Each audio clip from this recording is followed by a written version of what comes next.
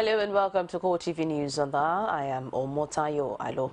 The Senate has confirmed the nomination of 3 ministerial nominees at the second batch of ministerial screening.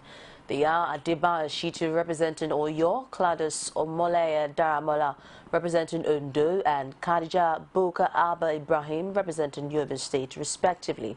However, all the nominees earlier scheduled to be screened today were Anthony Nwuka Ugozie of Imo State, Brigadier General Mansur Dan Ali, retired Zamfara, James Echo Oli, Zainab Shamsuna, Ahmed Kasina, Muhammad Baba Shehuri, and Borno Aisha Abubakar Sokoto, and Keneken Lokpaberi, Bayelsa Adamu Bochi, Pastor Usani Uguru, Cross River, and Abubakar Buri Bawa, Niger.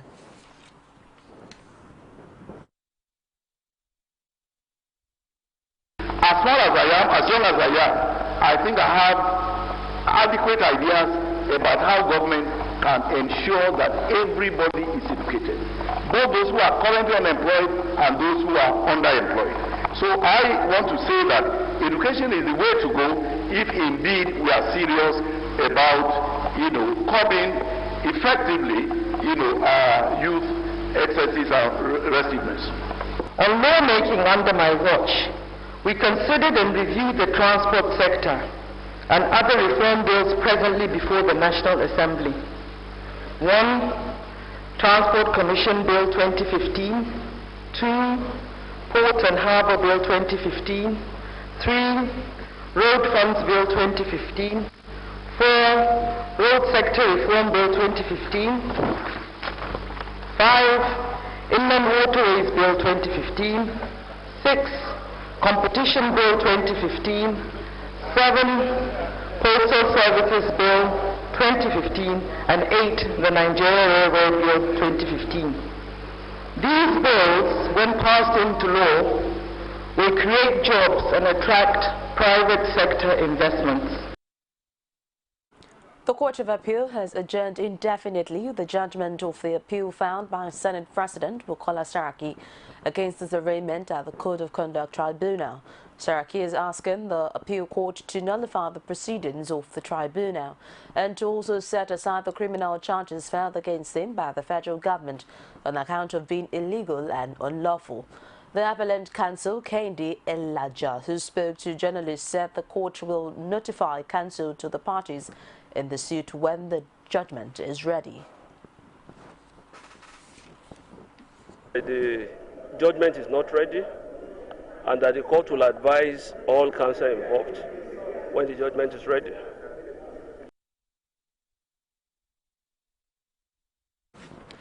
The Economic and Financial Crimes Commission, EFCC, on Monday quizzed ex-governor of Kebbi State, Saudu Dakingari, over alleged mismanagement of 3.8 billion naira. As at 5:24 p.m., the former governor, who was invited by the EFCC, was still at the Operations Department of the Anti-Graft Agency. The EFCC had earlier grilled ex-First Lady of Kebbi State, Hajia Zainab Dakingari, the daughter of late President Omar Yar'Adua and the chairman of the Board of Trustees of the People's Democratic Party, Alhaji Aliru Bello Muhammad, over alleged 2 billion naira contract and money laundering in the state. Newsmen gathered that the invitation of the ex-governor followed a petition on non-execution of some contracts in Kebbi State when he was in charge. The head of media and publicity of EFCC, Wilson Uwajared, confirmed the invitation of Dakingari, but he did not give details on why the ex-governor was invited by the commission. Also, the chairman, Economic and Financial Crimes Commission, EFCC, Ibrahim Lamade, on Monday said the agency does not obtain statement from suspects under duress. He said the state-of-the-art recording facilities in the EFCC interrogation rooms would not allow any investigator to humiliate a suspect. He, however, pleaded with Western nations to reject and return stolen funds. Lamade, who made the clarifications during a visit by two officials of Amnesty International said corruption is the worst form of human rights abuse. He urged Western countries to continue to reject and return stolen funds. The Senate will today receive the report on the petition filed against the nomination of former Rivers State Governor Rotimi Amechi for cabinet position. Meanwhile, corruption is believed by many to be the root cause of the most challenges facing different sectors of the economy in Nigeria, even as the number of politicians questioned by anti-corruption agencies are on the increase. In this report, our correspondent Neto Elabari explored possible solutions to the menace of corruption in Nigeria. The corruption ranking of Nigeria by the Transparency International Index has over the years worsened the image of the country in the eyes of the world. A situation that has not only worsened international relations, but also the perception of Nigerians in the diaspora. Reacting to the challenge, a legal practitioner is of the opinion that public officers should be questioned while in and out of office, which will serve as caution for them in management of public funds. The only thing we can make out of it is a word of caution that public officers should know that their activities will be called to question once they leave office. And then we cannot even wait until they leave office. Nigerians should begin to ask questions even while the fellow is still in office, so that possible incidences of corruption can be stemmed in the bud. For the ones that have been concluded, corruption cases that have been concluded, unfortunately, not many of them in Nigerian environment, which is an indictment on our system, that there are so many obvious corruptions flying around in the air, but there are very few convictions that we're able to achieve. The school of thought that Nigeria requires a scapegoat in the fight against corruption is fast becoming a matter of national discourse. An advocate of that thought and a public analyst says the fight against corruption should begin with those in leadership positions in the country, as this will serve as a guide to tackling the societal ill. And to fight corruption in Nigeria, first of all, it has to start with the government. I mean, when I say government, I mean people in position of leadership. Because when you see, like the Yorubas will say, that when you see like a group of horses, when they are running, it is one that is in the front that will determine the speed of the ones at the back. And then usually we always talk about role models. And that is what the role government should be playing. Because when you look at people in government, it is what they do that Nigerians will want to copy. People that are seen to be living above their means should be seen as an outcast. They should not be celebrated. Unfortunately, when you hear stories in Nigeria today, especially when somebody is accused of being corrupt, you see some people from his ethnic background, some people from wherever he comes from will be saying, oh, it is witch hunting, it is persecution, it is because he's one of us, that's why they are witch hunting him. What about the other people? Why are they not going after them? But the question they face to ask themselves is this person they are witch hunting?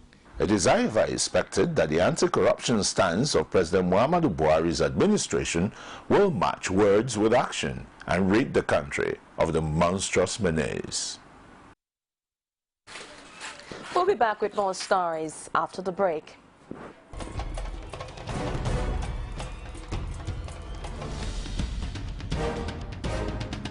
This is what the people are saying. You don't run a big economy with generator. They need to do more in terms of energy and power.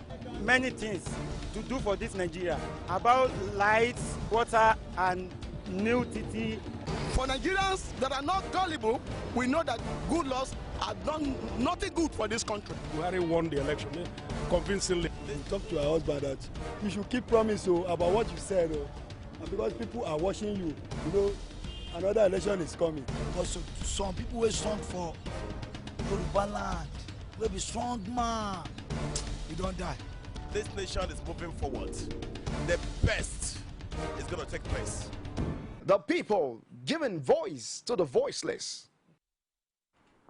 Welcome, and if you're just joining us, it's CoreTV News on the R. For more venues and information, visit our social media platform, facebook.com/CoreTV News, our Twitter handle at CoreTV News NG. You could get more on our YouTube channel, youtube.com/CoreTV, Live Space and News. The People's Democratic Party, PDP, has accused the office of the President of the Court of Appeal, Zainab Balkachua, of undue interference in ongoing election petition cases. According to the party, reports emanating from Justice Balkachua's office indicated that there are moves to sway judgment against PDP candidates at the various election petition tribunals and other judicial cases. In a statement issued by PDP's National Publicity Secretary, Olisa Metu, the party cautioned the case attempts to distract from the sanctity of the judiciary just to favor the ruling All Progressives Congress APC candidates. The All Progressive Grand Alliance, APGA, Anambra Charter, has rejected the election petitions tribunal judgment involving its candidates in the last general election in the state.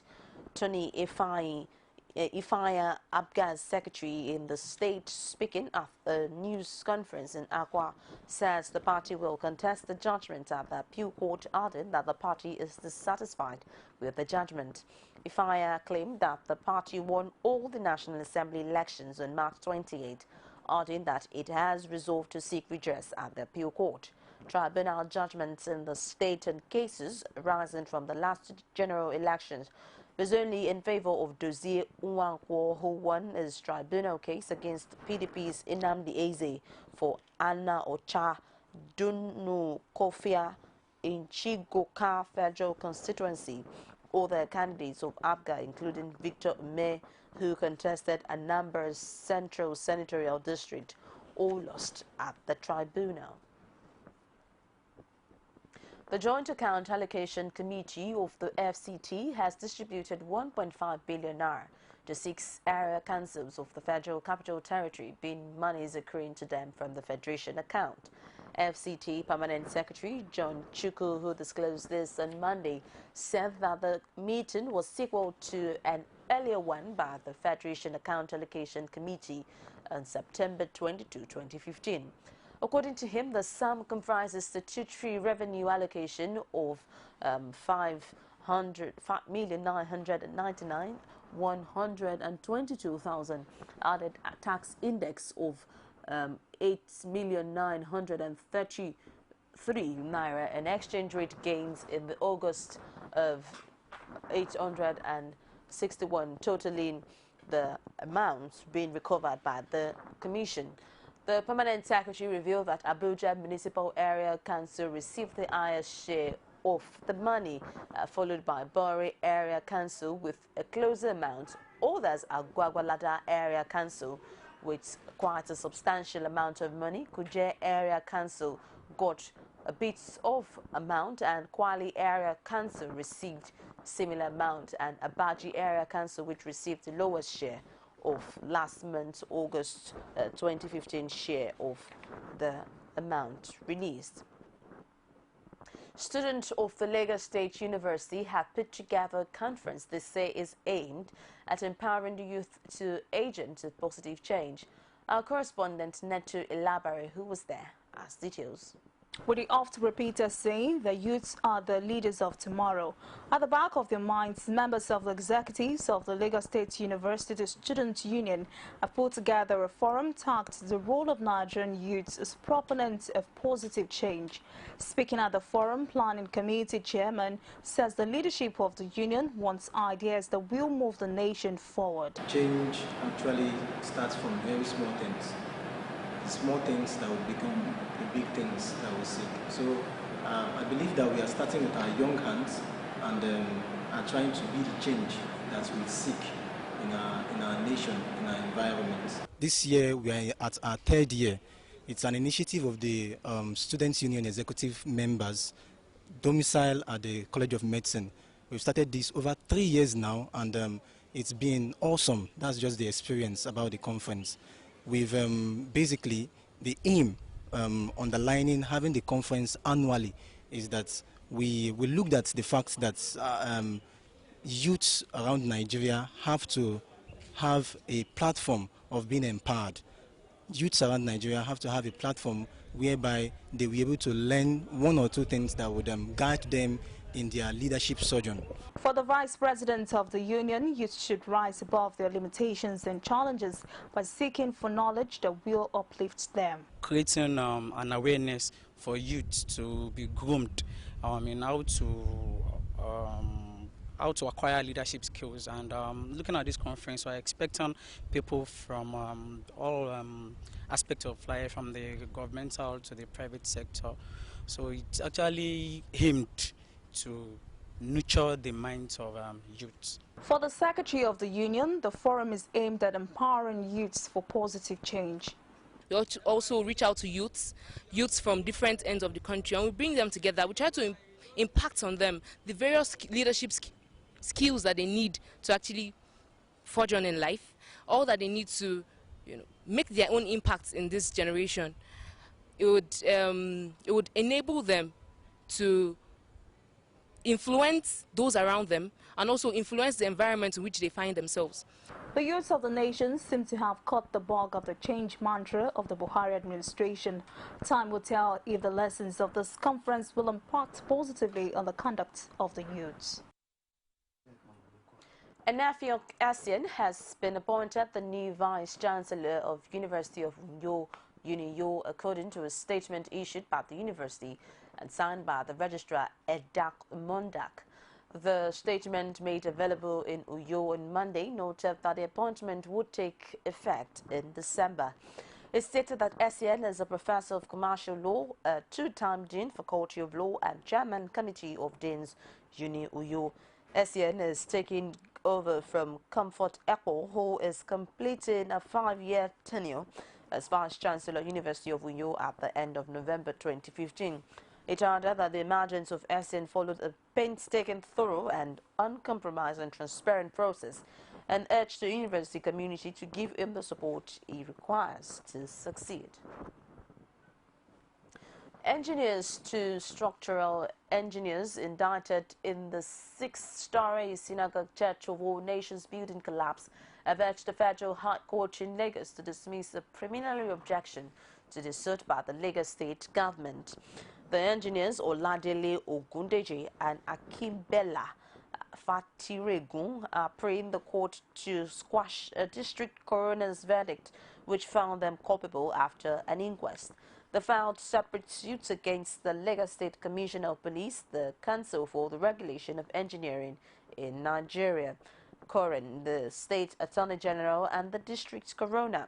The engineer's lawyer, Olalekon Ojo, says the coroner's verdict cannot be a basis for arresting, investigating, or prosecuting his clients. Members of the Trade Union of Nigeria have vowed to resist reported plans by electricity distribution companies in the country to increase tariff by 49.4%. TUCG President Bobia Balakagama describes the reported plans as wrong and lacks human face, especially in the view of the present harsh economic realities in the land. According to TUC, a number of proposals, have already been submitted to the Nigerian Electricity Regulatory Commission, NERC, pursuant to this objective. We'll take a quick break now and we'll be back with stories from outside Nigeria.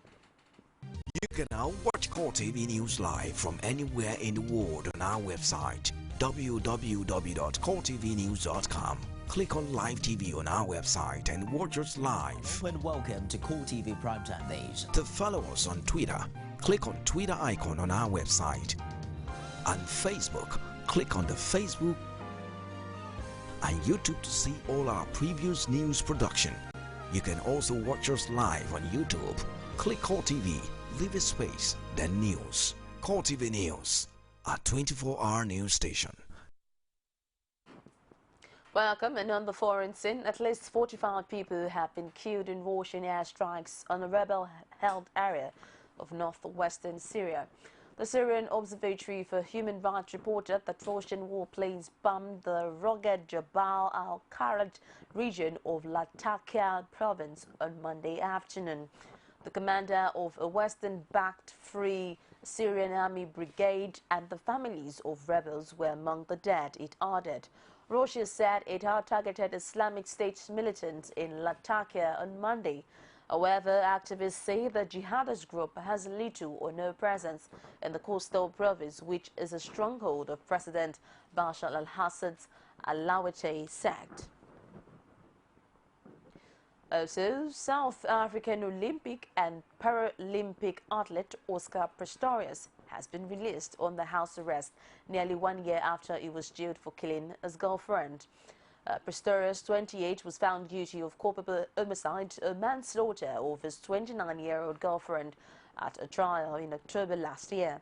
He shot Rava Stenkamp through a locked bedroom door in 2013, but said he thought she was an intruder. Ms. Stenkamp's relatives say they think Pistorius is getting off lightly. The continuous lopsidedness developmental plans of various administrations in Plateau State has begun to attract criticisms. Residents of the state are complaining. And now it's a wrap on CoreTV News at this hour. Thank you so very much for watching. My name is Omotayo Alo.